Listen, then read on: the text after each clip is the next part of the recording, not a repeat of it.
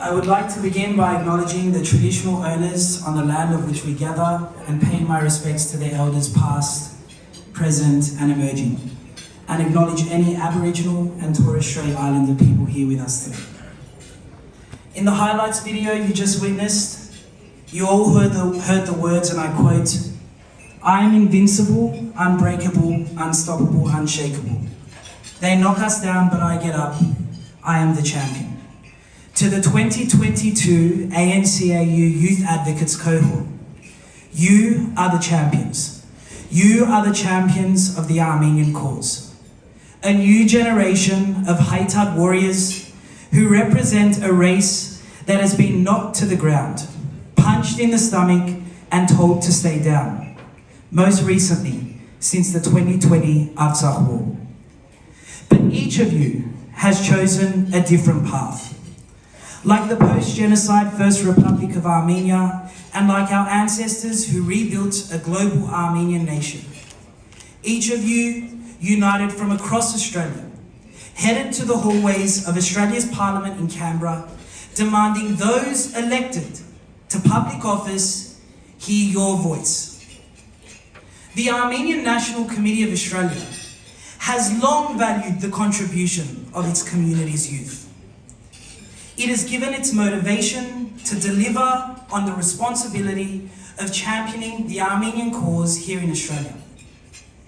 Whilst the baton of Haitad has officially been passed into my hands by my predecessor, Haik Kayserian, I am pleased that my first major announcement I make as Executive Director is a pledge to continue the legacy Mr. Kayserian forged, investing in generations to come. Investing in generations to lead Haitad.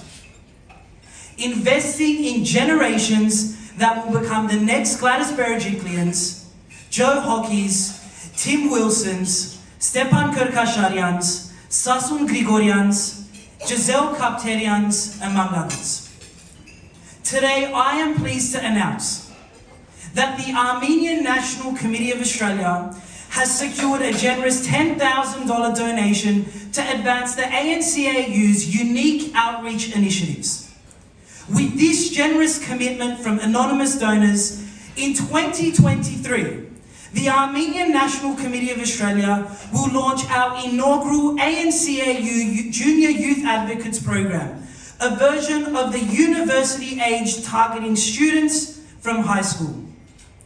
I am pleased to announce that the Armenian National Committee of Australia will partner with our little Armenia here in Australia, Golston College.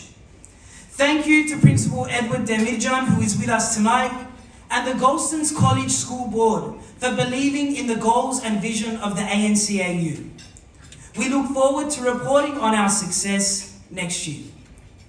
The Youth Advocates Program has revolutionised our advocacy efforts, offering tertiary-aged Armenian Australians the opportunity to walk through the hallways of Parliament, finesse their advocacy skills, and better grasp the political process in Australia. But that isn't enough for the Armenian National Committee of Australia. As the global Armenian nation has increased challenges, it requires more from us. We must be ready to fight the good fight and deliver truth to power. When young Armenian Australians are finally given the responsibility to choose a career, we will be there for them, nurturing them, guiding them, and providing them with a platform to not sit on the sidelines as political commentators before it's too late, but to choose politics, to choose policy, to choose media as their career paths after their studies. The second major announcement I make today is the ANC-AU's official expansion into the nation's capital. In 2023, the Armenian National Committee of Australia will not just be based in Willoughby, but we will be on the doorsteps of Parliament House, charging up the hill on every sitting week and at every opportunity with a dedicated part-time staffer based in Canberra.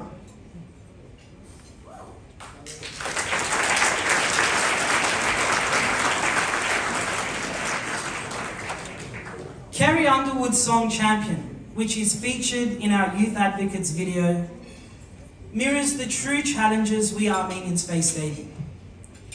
She called it a do or die moment. As our sacred Shushi, our sacred Hadrut, our sacred Kedashen remains occupied by a brutal genocidal dictator who since the 13th of September 2022 has now encroached on the sovereign borders of Armenia and is cutting it up piece by piece. Our nation, your nation, faces one of the most darkest and difficult chapters in its modern history. We will wake up not knowing if another 18-year-old soldier is murdered on the front lines defending our homelands. We will wake up not knowing if our social media platforms will be spread with evil videos of Armenian troops being gunned down or our women being tortured, mutilated or raped by an Azerbaijani soldier. This is the era we live in. This is the era each of you live in. An existential crisis, our do or die moment as a nation. But like Mariam and Hagop Kolokossian, the only two in my family who survived the mass killings of Armenians during the genocide, we will live on. We rose from the ashes of the first genocide of the 20th century, and the Armenian nation will rise again. We will rise again because we have inherited their struggle for survival. Each of you in this room today have inherited their struggle for survival. On my most recent visit to the Republic of Artsakh in July 2022, and on my way to meetings with the Republic of Artsakh's foreign minister and country's human rights defender, our taxi driver Artur Movsesian detailed the harsh realities the harsh realities of what life on the front line looks like. The do or die reality of our brothers and sisters in the motherland. They were similar stories to what Mariam and Hagop Kolokossian passed down to their children. Artur, once a father of 4, only has 3 beautiful children that remain. Artur looked at me, begging for comfort, begging for me to tell him everything would be okay.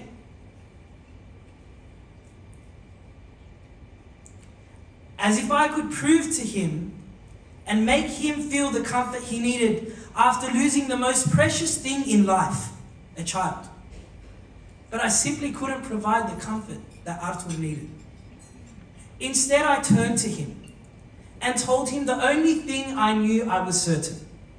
14,000 kilometers away from their homeland, an Armenian community of over 50,000 strong is fighting daily for our history to be acknowledged over 100 years ago. Artur, I said to him, we have no choice. It is a matter of survival and death. We agreed in silence and continued on our journey. Ludwig von Mises, an Austrian historian, is well known for his saying, history can tell us what happened in the past, but it cannot assert that it must happen again. In a perfect world, yes, this statement could see us overcome some of history's darkest chapters. But this is not the era we Armenians live in. In this do or die moment, there is no difference between Mariam Kolokossian and Artur from Artsakh. There is no difference between the histories of Van and Shushi. There is no difference between the histories of Ani and Hadrut. There is no difference between the histories of Dikranagert and Kedashen. Unfortunately, 107 years have passed, but the evil ideologies of pan-Turkism still attempt to erase our nation from this earth. That is why the role of Haytad, the Armenian National Committee of Australia, is so vital worldwide and here in Australia. when the survival of the Armenian nation is challenged, each of you, the Armenian Australian community, rises from its knees. Over the last year, our office and community have made historic grounds on issues of importance to each of us. With the assistance of the likes of councillors Sarkis Yadelian and Trenton Barron, the largest political party in New South Wales, the New South Wales Liberals, officially adopted a party policy recognising the Armenian genocide and the rights to self-determination of the people of Artsakh.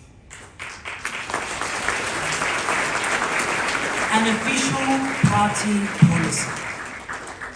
As of Wednesday this week, our youth advocates, all 25 of them, an unprecedented number from Queensland, the Australian Capital Territory, Victoria and New South Wales, helped the Armenian National Committee of Australia in securing 100 Friends of Artsakh. Henry Pike, the federal member for Barwon, was lucky number 100. Ladies and gentlemen, 100 prominent Australians now stand on the record to self-determination of the people of Artsakh, including 24 new additions in the last year.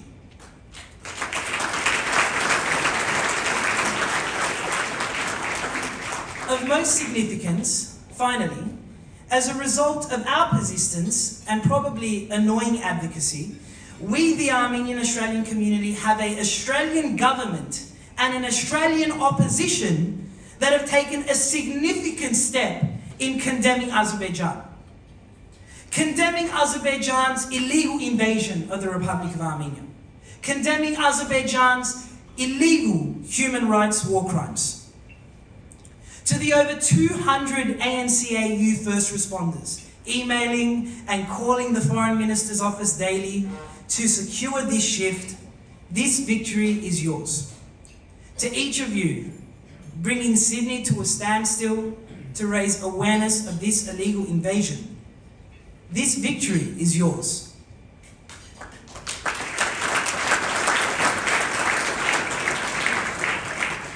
Nonetheless, with Azerbaijan solidifying its position in the occupied territories of Armenia, our work continues and our efforts must redouble. At a local level, the Armenian National Committee of Australia is on the front lines, fighting to ensure support and assistance for our community structures and organisations, securing grants to assist our humble volunteers in raising a new generation of second and third Australian Armenians. Only last week, the Armenian National Committee of Australia National Office and Melbourne branch secured $400,000 of funding after the most extensive pre-election campaign we have run in the state of Victoria. We hope to secure a larger amount in New South Wales, seeing as there's a 40,000 more Australian Armenian population in New South Wales, but I'll come to you with further information on that in March. Through our united efforts as a community, through the support of each of you here tonight, through the work and camaraderie of our friends and legislators in parliaments across Australia, through the work of our dedicated staff, Daniel Derbedrosian, Matthew Mikhail, Arek Grigorian, and Nur Chirenian, we will continue to stand up for you. We will continue to stand for our community. As Armenian Australians, I urge each of you to join us on the path of victory for our community, for Armenia, and for Artsakh. As you pass this baton on to a new generation of Haitad warriors, our task is even greater. We must now lead a new generation of Armenians to fight for their rights, fight for their compatriots, and fight for their homeland. Only then we will achieve what each of us in this room want. To sing in the monasteries of Van, to pray in the canyons of Goris, and to dance in the mountains of Shushi. We are proud to be your voice. We are honoured to be your ANC-AU, and we are humbled to be your Haitad. Together, hand in hand, shoulder to shoulder, this is our fight, and we thank you for joining us. Thank you.